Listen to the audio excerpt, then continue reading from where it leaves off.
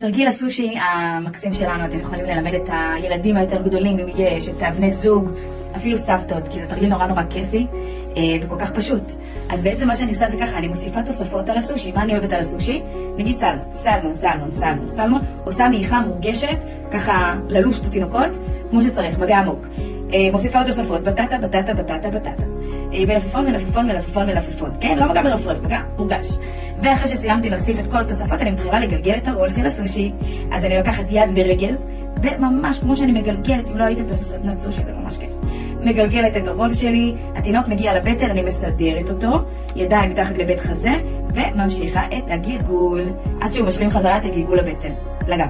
אותו דבר אני עושה לצד השני, אני פשוט מגלגלת אותו, מסדרת אותו, וממשיכה את הגלגול, תיזהרו על הראש. וכמובן שאפשר לעשות את זה עוד כמה פעמים, תוספות, לחייך לתינוק, צורת הקשר עין, וזהו, זה תרגיל הסושי.